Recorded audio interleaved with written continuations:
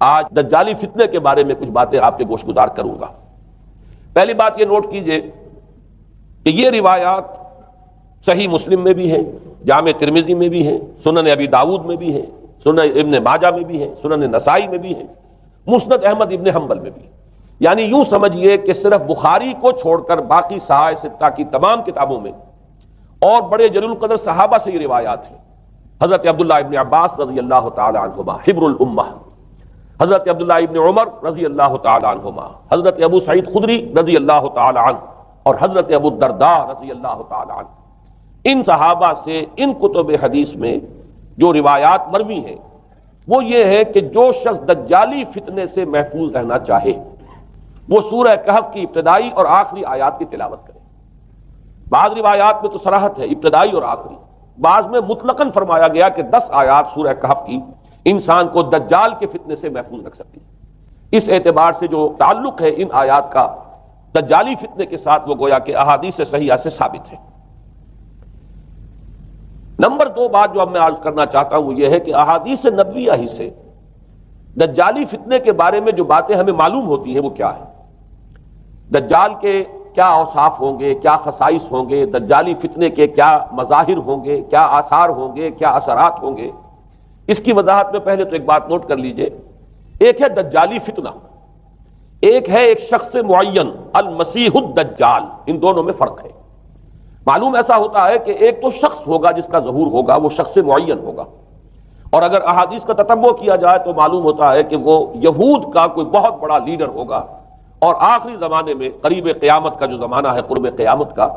اس میں جو بڑی عظیم جنگیں ہونے والی ہیں ان میں جب یہودیوں اور مسلمانوں کا مقابلہ ہوگا اور بہت کریٹیکل سٹیج پر وہ مقابلہ پہنچا ہوا ہوگا، اس وقت حضرت مسیح علیہ السلام کا نزول ہوگا اور وہ دجال اکبر کو یا المسیح الدجال جسے کہا گیا ہے اس کو وہ قتل کریں گے۔ تو المسیح الدجال یہ تو ایک شخص معین ہے، البتہ دجالی فتنہ صرف ایک شخص معین کے ساتھ نہیں متعلق، بلکہ اس کے لیے جو احادیث آئی ہیں ان کا جب ہم تتبع کرتے ہیں، ان سب کو جب جمع کرتے ہیں تو معلوم ہوتا ہے کہ وہ ایک خاص کیفیت ہے، ایک خاص دور میں کچھ ایسی کیفیات پیدا ہو جائیں گی کہ جن کو دجالی فتنے سے تعبیر کیا گیا ہے۔ وہ کیفیات کیا ہیں، میں کچھ احادیث کے حوالے سے وہ میں نوٹ کر کے لایا ہوں، آج آپ کے سامنے رکھ رہا ہوں۔ پہلی بات یہ معلوم ہوتی ہے کہ اس دور میں، اس دجالی فتنے میں، انسان کو جو قواعد طبعیہ ہیں، جو قدرت کی طاقتیں ہیں، کائناتی قوتیں ہیں، ان پر غیر معمولی غلبہ، اقتدار، اختیار حاصل ہو جائے گا، اور وہ دجال متصرف ہوگا ان تمام قواعد طبعیہ پر، بالکل ایسے انداز میں جیسے کبھی انبیاء کرام علیہ السلام کو اللہ تعالیٰ معجزے عطا فرماتا ہے۔ وہ معجزے کہ جو اللہ تعالیٰ کے فضل و کرم سے اللہ کے رسولوں کو عطا ہوئے ہیں، گویا کہ وہ سب کی سب کیفیات ہیں کہ جو دجال کے بارے میں قرآن مجید یا احادیث نبویہ میں وارد ہوئی۔ مثلا پہلی بات یہ بتائی گئی کہ اس کے لیے فاصلہ بے معنی ہو کر رہ جائے گا، انتہائی تیز رفتاری ہوگی جو اسے حاصل ہوگی۔ چنانچہ الفاظ یہ ہے کل غیث سے استدبرت الریح، وہ ایک ایسے طوفان کے مانند جو ہے وہ سیلاب آئے گا کہ جیسے کوئی بہت زوردار آندھی جو ہے اس کے ساتھ طوفان آیا کرتا ہے۔ آپ سائیکلون کا تصور کیجئے کہ جس طریقے سے وہ ایک انتہائی تیز رفتار ہوا جو ہے وہ طوفان کو لے کر آتی ہے، اس طور سے وہ فتنہ پھیلے گا۔ ایک اور حدیث میں الفاظ ہیں فلا تدع قریۃ الا حبطتها فی 40 لیلہ، یہ مسلم شریف کی روایت ہے حضرت نواس بن سمعان رضی اللہ تعالی عنہ سے۔ کوئی قریہ تک نہیں چھوڑے گا دنیا کی کوئی آبادی چھوٹی سے چھوٹی جس میں وہ نہیں پہنچ جائے گا 40 دن کے اندر اندر۔ یہ اس کی تیز رفتاری کا عالم ہوگا، گویا کہ میں تعبیر کر رہا ہوں اسے ان الفاظ سے کہ فاصلہ بے معنی ہو کر رہ جائے گا۔ اسی کے ضمن میں بعض اور روایات آئی ہیں، سواری جو ہے اس دجال کی اس کو گدھے سے تعبیر کیا گیا ہے، اس لیے کہ ظاہر بات ہے اس دور میں اور کسی شے کا اگر تذکرہ کیا جاتا ہوائی جہاز کا یا راکٹس کا تو وہ تو لوگوں کی سمجھ میں نہ آتا، اور پہلے انہیں ساری سائنس پڑھانی پڑتی تب وہ الفاظ استعمال کرتے، لہذا وہ اس کا خچر، اس کا جس پر سواری ہوتی ہے، لیکن اس کی تیز رفتاری کے لیے الفاظ آئے ہیں کہ اس کا ایک قدم اگر مکے میں ہوگا تو دوسرا قدم شام میں جا کر پڑے گا، اور الفاظ یہ آئے ہیں کہ اس کے دونوں کانوں کے درمیان فاصلہ جو ہے وہ 40 باع کا یعنی 80 ہاتھ کا ہوگا۔ بلکہ حضرت علی رضی اللہ تعالیٰ عنہ کے خطبے میں جو اس کا بیان ہوا ہے کہ اس کا ایک کان جو ہے وہ 30 ہاتھ لمبا کان ہوگا اس کا۔ ابھی ذرا یہ صرف احادیث آپ سنتے جائیے، پھر اس کے بارے میں ان سب کو جوڑ کر جو ہمیں نتیجہ نکالنا ہے اس پر گفتگو بعد میں ہوگی۔ اسی طرح آواز کا معاملہ، کہ اس کی آواز چہار دانگ عالم میں بیک وقت سنی جائے گی۔ الفاظ یہ ہے ینادی بصوت لہو یسمع لہو ما بین الخافقین، وہ ایک ایسی آواز کے ساتھ پکارے گا کہ جسے مشرق و مغرب کے مابین رہنے والا ہر شخص سنے گا۔ اس کی آواز جو ہے گویا کہ وہ تمام فاصلوں کے جو پردے ہیں اس کے لیے وہ حائل نہیں رہیں گے، بلکہ یہ کہ اس کی آواز جو ہے پوری دنیا میں مشرق و مغرب میں بیک وقت سنائی دے گی۔ تیسری بات معلوم ہوتی ہے کہ علاج معالجہ وہ اس انتہا کو اور عمل جراحی اس انتہا کو پہنچ جائے گا۔ یہاں وہ الفاظ آئے ہیں جو قرآن مجید میں حضرت مسیح کے معجزات کے لیے آئے۔ حضرت مسیح کے الفاظ جو ابرئ الاکمہ والابرص، کہ میں مادر ذات اندھے کو اور جو کوڑھ کا مرض تو ان دونوں کو میں ٹھیک کر دیتا ہوں۔ حضرت مسیح علیہ السلام صرف ہاتھ پھیرتے تھے اور مادر ذات جو نابینا ہے، اندھا، بینائی اس کی آ جاتی تھی،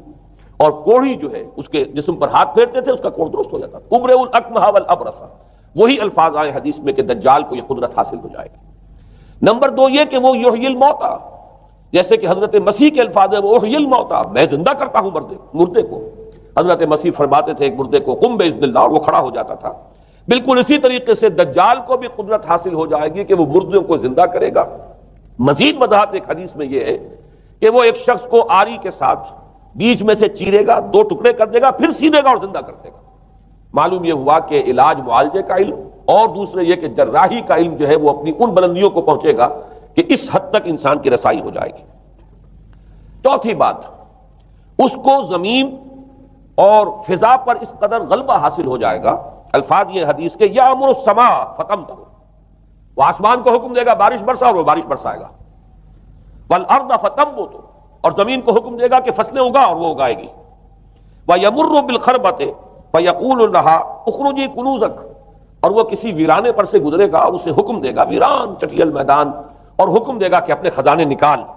اور فرمایا اس کا نتیجہ یہ نکلے گا فتتبعہ کنوزہا، تو اس زمین کے جو خزانے ہیں وہ نکل کے اس کے ساتھ چلنے شروع ہو جائیں گے۔ زمین پر قدرت، فضا پر قدرت، بارش کا حکم ہوگا وہ بارش ہو جائے گی، آسمان بارش برسائے گا، زمین اپنے خزانے اگل دے گی۔ پانچویں بات، وَيُبْعَثُ مَعَهُ الشَّيَاطِينُ عَلَى صُورَةِ مَن مَاتَ، اس کے ساتھ کچھ ایسے شیاطین مبعوث ہوں گے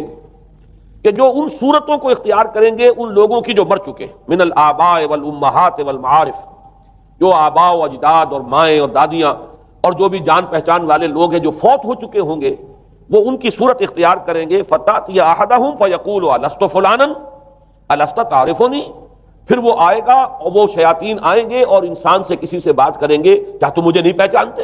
کیا میں تمہارا فلاں رشتہ دار نہیں ہوں؟ اپنی نشانیاں بیان کریں گے اور لوگ پہچانیں گے۔ یہ وہ احادیث ہیں کہ جن کا جو نتیجہ نکلتا ہے اب اس کو پہچان لیجئے۔ وہ نتیجہ یہ ہے کہ حضور صلی اللہ علیہ وسلم نے دجالی فتنے کے جو اوصاف بیان کیے یا جو علامات بیان کی، ان کا حاصل یہ ہے کہ سائنس اور ٹیکنالوجی کی وہ بلندیاں انسان کو حاصل ہو جائیں گی کہ جو چیزیں کبھی رسولوں کے معجزوں سے ظہور پذیر ہوتی تھیں وہ قوانین طبیعہ پر تصرف کے باعث خود انسان کرنے لگے گا۔ یہ ہے در حقیقت حاصل۔ چنانچہ آج آپ دیکھیے وہ جو اس کا گدھا ہے وہ ہمارے آج کل کے ہوائی جہاز ہے، اور آپ کو معلوم ہے کہ یہ رڈار جو ہیں ان کے ہوائی جہازوں کے، یہ بالکل اینڈز پر ہوتے ہیں ان کے بازوؤں پر، اور یہی ان کے کان ہیں، انہی سے انہیں وہ معلومات حاصل ہوتی ہیں۔ خود ان کی لمبائی چوڑائی جو ہے وہ کتنی ہے، اور پھر یہ کہ ان کے درمیان فصل جو ہے وہ 80 ہاتھ کا یا 40 باع کا وہ موجود ہے، اور جہاز کی ایک اڑان اب تو کہیں بات پہنچ گئی کہ آپ کو معلوم ہے کہ پوری دنیا کے گرد بھی ایک جہاز جو ہے وہ چکر لگا لیتا ہے چند گھنٹوں کے اندر۔ لیکن یہ ہے کہ عام جو رفتار ہے اس میں بھی ایک پڑاؤ سے دوسرے پڑاؤ تک، ایک جگہ سے جس کو ہاپ کرنا کہتے ہیں، یہ بھی کم سے کم 500-700 میل کا عام طور پر سفر جو ہے وہ جہاز طے کر رہا ہے۔ اسی طریقے سے ہماری جو سائنس کی، خاص طور پر جو طبی سائنس ہے، اب اس میں جس طریقے سے کہ زندہ رکھا جاتا ہے انسانوں کو، اور وہ ویجیٹیبل چاہے کہا گیا ہے ان کو ہیومن ویجیٹیبلز، لیکن یہ کہ دل کی دھڑکن بھی چلائے جا رہے ہیں، خوراک بھی پہنچا رہے ہیں، آدمی جو ہے وہ زندہ سال ہر سال تک زندہ پڑا رہتا ہے۔ اور یہ کہ سرجری بعض جانوروں پر تو یہ بات ہو چکی ہے کہ کاٹے گئے ہیں اور پھر ان کو سی دیا گیا ہے، جوڑ دیا گیا ہے۔ یہ تمام جو بھی معجزے ہیں اس وقت سائنس دکھا رہی ہے۔ اسی طرح اگر یہ معجزہ دیکھنا ہو کہ زمین لقدق زمین، جہاں کہیں کوئی آثار نہیں تھے کسی ایک پتے تک کے اگنے کے، اگر وہاں لہلہاتے ہوئے آپ کو چمن دیکھنے ہو تو ویسے سب سے پہلے تو یہ معاملہ ہوا تھا اسرائیل نے جو کر کے دکھایا تھا، لیکن اب تو آپ ابو ظبی چلے جائیے، سعودی عرب میں چلے جائیے۔ سعودی عرب کے اندر حال یہ ہے کہ آپ اگر ہوائی جہاز سے سفر کریں ریاض سے جدے تک تو آپ کو جگہ جگہ بڑے سرکولر پیچز نظر آئیں گے جہاز سے نہایت گرین، اور اس کے اندر جو ہے آرٹیفیشل اریگیشن کے ذریعے سے اور بہت عمدہ وہاں کاشت ہو رہی ہے، اور بہت خوبصورت فارمز جو ہیں وہ تمام کے تمام سرکولر پیچز، اس لیے کہ جو اریگیشن ہوتی ہے وہ ان ویلز کے ذریعے سے ہوتی ہے کہ جو ایک سرکل میں چلتے ہیں اور پانی کی وہ آرٹیفیشل بارش جو ہے وہ ہوتی رہتی ہے۔ باقی یہ کہ فضا سے آرٹیفیشل رین، یہ تو بہت ہی سادہ سی بات ہے کہ فضا کے اندر ایٹماسفیرک کنڈیشنز کو ذرا تبدیل کیا جائے تو بارش آ جاتی ہے۔ اور باقی رہ گیا آواز کا یہاں سے وہاں جانا، وہ تو آواز ہی نہیں، تو آپ صورتیں دیکھ رہے ہیں۔ آپ کو نیو یارک میں بیٹھا ہوا خطاب کرے، آپ پوری دنیا کے اندر جہاں چاہیں وہ آل ورلڈ اینٹینا آپ کے پاس صرف ہونا چاہیے، باقی یہ کہ آپ دنیا کے کسی بھی گوشے میں بیٹھے ہوئے کسی شخص کا خطاب جو وہ سن سکتے ہیں۔ تو معلوم یہ ہوا کہ در حقیقت یہ جو دجالی فتنہ ہے، یہ جس کے اوصاف جو بیان کیے گئے، ابھی میں اس کو لفظ فتنہ سے تعبیر نہیں کر رہا، اسے جس چیز نے فتنہ بنایا وہ ابھی میں آپ سے عرض کروں گا، لیکن یہ جتنے اوصاف حدیث میں آئے، جتنی صفات بیان ہوئی ہیں، جو کوائف وہاں سامنے آ رہے ہیں، ان سب کا حاصل تو ایک لفظ میں یہ ہے کہ سائنٹیفک ڈیولپمنٹ اور ٹیکنالوجیکل ڈیولپمنٹ وہ اس درجے کی ہو جائے گی کہ قواعد طبیعیہ پر، فورسز آف دی نیچر پر انسان کو تصرف اور تسلط حاصل ہو جائے گا، اور وہ انہیں استعمال کرے گا، اور اس طریقے سے اس کے اندر وہ ساری کی ساری کیفیات جیسے کہ آج ہم دیکھ رہے ہیں اپنی نگاہوں کے سامنے وہ پیدا ہو جائیں گی۔ اب سوال یہ ہے کہ اس شے کو فتنہ کس چیز نے بنایا؟ یہ بات سمجھ لیجیے، جہاں تک سائنسی ترقی کا تعلق ہے، تکنیکی ترقی کا تعلق ہے، یہ چیزیں فی الاصل فتنہ نہیں ہے، یہ تو وہ علمہ آدم الاسماء کلہا کا ظہور ہے۔ اللہ تعالیٰ نے ازل میں حضرت آدم علیہ السلام کو جو صلاحیت عطا فرما دی تھی، یہ ایکسفولیشن ہے اس کا ظہور ہے۔ جیسے کہ آم کی گٹھلی میں آم کا درخت ہے، لیکن ظاہر بات ہے کہ اس کو درخت بننے میں وقت لگتا ہے، پہلے وہ 2 پتے نکلتے ہیں، پھر وہ بڑھتا ہے معاملہ، کئی سال میں جا کر وہ درخت جو ہے وہ جوان ہوگا اور وہ پھل دے گا۔ اسی طریقے سے یوں سمجھیے کہ بالقوہ وہ علم حضرت آدم علیہ السلام کو دے دیا گیا، یعنی وہ صلاحیتیں ودیت کر دی گئیں، وہ فیکلٹیز، سمع اور بصر اور فؤاد، دیکھو سنو نتیجہ نکالو اور آگے بڑھو۔ آپ نے چیز دیکھی، ایک سنی، نتیجہ نکالا، اس کو نوٹ کیا، آگے بڑھے، پھر کوئی چیز دیکھی، پھر کوئی سنی، اپنے سابق جو نتیجہ آپ نے نکال کر محفوظ کیا تھا اپنی میموری میں، اس کے ساتھ اس کو ٹیلی کیا، کوئی اور نتیجہ نکل آیا اور آگے بڑھے۔ تو یہ تو سٹیپ بائی سٹیپ، قدم با قدم انسانی علم آگے بڑھ رہا ہے۔ یہ ہرگز فتنہ نہ ہوتا، میرے الفاظ پر توجہ کیجئے، اگر اس کے ساتھ متوازن طور پر ایمان اور روحانیت کا ارتقا بھی ہوتا رہتا، اگر اس کے ساتھ اللہ کی معرفت، اللہ کی محبت، آخرت کا ایمان، منزل انسان کی جو ہے وہ آخرت ہے، دنیا نہیں ہے، اگر یہ چیزیں ساتھ کے ساتھ ہوتی تو یہ ہرگز فتنہ نہیں۔ فتنہ در حقیقت اسے جس نے بنایا ہے وہ یہ ہے کہ کچھ ایسے اسباب ہوئے ہیں، اور وہ اسباب آج مجھے بیان کرنے کہ در حقیقت موجودہ عیسائیت اس کا سب سے بڑا سبب ہے۔ اس کے نتیجے میں ایک بہت بڑا گیپ ہے، اپالنگ گیپ ہے، بڑا مہیب خلا ہے، بڑی وسیع خلیج ہے جو حائل ہو چکی ہے کہ ایمان اور روحانیت ختم ہوتے چلے گئے، اور یہ ٹیکنیکل اور سائنٹیفک ڈیولپمنٹ بڑھتی چلی گئی۔ ان دونوں کے درمیان جو مہیب خلا پیدا ہوا ہے اس نے اسے فتنہ بنا دیا ہے، اور عظیم ترین فتنہ بنا دیا ہے۔ ورنہ اگر اس کے ساتھ ہی اللہ پر ایمان، آخرت پر ایمان، اور انسان کے اندر ایمانی کیفیات، اس کی روحانی کیفیات اگر یہ بھی برقرار رہتی، بلکہ اس کے ساتھ متوازن طور پر ان کو ترقی کرنا چاہیے تھی، تو یہ ہرگز فتنہ نہیں ہے۔ تو پہلی بات یہ سمجھ لیجئے کہ اگرچہ دجالی فتنے کے جو صفات، اس کے اوصاف، اس کی علامات، اس کے مظاہر جو بھی حدیث کے ذریعے سے ہمیں معلوم ہے، جس کا میں نے ابھی آپ کے سامنے تذکرہ کیا، وہ سب در حقیقت تعبیر ہے اس دور کا جو محاورہ ہے، اس دور کی جو زبان ہے، اس دور میں جن الفاظ سے گفتگو کی جا سکتی تھی، اس دور کے ایڈیم میں آج کی جو سائنٹیفک اور ٹیکنالوجیکل ترقی ہے گویا کہ اس کی تعبیر کی گئی ہے کہ وہ دجالی فتنہ ہوگا۔ لیکن اس شے کو فتنہ بنانے والی شے در حقیقت یہ ہے کہ ایک بہت بڑی خلیج حائل ہو چکی ہے ایمان اور روحانیت، اور دوسری طرف سائنٹیفک اور ٹیکنالوجیکل ڈیولپمنٹ میں ان دونوں کے درمیان اتنا بعد اور فصل پیدا ہو گیا ہے کہ جس کی وجہ سے اس نے فتنے کی شکل اختیار کی۔ اس کا سبب کیا ہے؟ آج ہمیں اس پر غور کرنا ہے۔ دیکھیے حضرت مسیح علیہ السلام کا دین، اور جیسا کہ میں نے عرض کیا اس سورہ کہف کے پہلے رکوع میں تذکرہ انہی کا ہو رہا ہے، وَيُنذِرَ الَّذِينَ قَالُوا اتَّخَذَ اللَّهُ وَلَدًا مَا لَهُم بِهِ مِنْ عِلْمٍ وَلَا لِآبَائِهِمْ كَبُرَتْ كَلِمَةً تَخْرُجُ مِنْ أَفْوَاهِهِمْ يَقُولُونَ إِلَّا كَذِبًا فَلَعَلَّكَ بَاخِعٌ نَفْسَكَ عَلَىٰ آثَارِهِمْ إِن لَّمْ يُؤْمِنُوا بِهَٰذَا الْحَدِيثِ أَسَفًا۔ ان آیات کا پہلے ترجمہ آپ سن لیجئے، جو پہلی آیات ہیں ان کا ترجمہ ہم کر چکے ہیں۔ کل حمد اس اللہ کے لیے ہے جس نے اپنے بندے پر کتاب نازل فرمائی اور اس میں کوئی کجی نہ رکھی، جو بالکل سیدھی ہے اور خبردار کرتی ہے ایک ایسی بڑی عظیم اور مہیب جنگ سے کہ جو خاص اللہ کی طرف سے ہوگی، اور بشارت دیتی ہے مومنین کو جو نیک عمل کریں کہ ان کے لیے بہت بڑا اور بہت عمدہ اجر ہے. ماکثین فیہ ابدا، وہ اس میں رہیں گے ہمیشہ ہمیشہ. وَيُنذِرَ الَّذِينَ قَالُوا اتَّخَذَ اللَّهُ وَلَدًا، اب دوہرا کر بات آئی،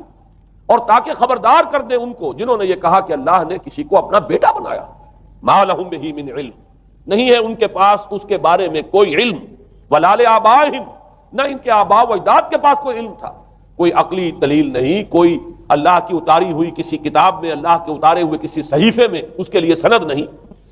وَلَا لِآبَائِهِمْ كَبُرَتْ كَلِمَةً تَخْرُجُ مِنْ أَفْوَاهِهِمْ، بہت بڑی بات ہے کہ جو نکل رہی ہے ان کے منہوں سے. إِن يَقُولُونَ إِلَّا كَذِبًا، نہیں بول رہے یہ، نہیں کہہ رہے یہ مگر جھوٹ. فَلَعَلَّكَ بَاخِعٌ نَفْسَكَ عَلَىٰ آثَارِهِمْ، تو اے نبی صلی اللہ علیہ وسلم شاید کہ آپ اپنے آپ کو ہلاک کر لیں گے ان کے آثار پر. یہ آثار کے لفظ کو میں ابھی جو کٹو رکھ رہا ہوں، بعد میں اس کی وضاحت کروں گا. ان لم یؤمنوا بهذا الحدیث اسفا، اگر یہ لوگ ایمان نہ لائے اس حدیث پر، یہ حدیث قرآن، اس پر اگر یہ ایمان نہ لائے، جیسے کہ وہاں فرمایا گیا تھا اگر رحمت خداوندی میں داخل ہونا ہے اے بنی اسرائیل تو یہ شاہدرہ ہے رحمت خداوندی کا قرآن حکیم، آؤ اور داخل ہو جاؤ. یہاں پر ان عیسائیوں کو متنبہ کیا جا رہا ہے اگر وہ اس حدیث پر، یہ حدیث اللہ، اللہ کی کتاب، احسن الحدیث کتاب متشابہہ فبأی حدیث بعدہ یؤمنون، اگر اس اللہ کی حدیث پر، اللہ کی کتاب پر یہ ایمان نہ لائے تو جو ان کے آثار ہوں گے، جو نتائج نکلیں گے ان پر اے نبی شاید کہ آپ اپنے آپ کو صدمے اور رنج اور غم سے ہلاک کر لیں.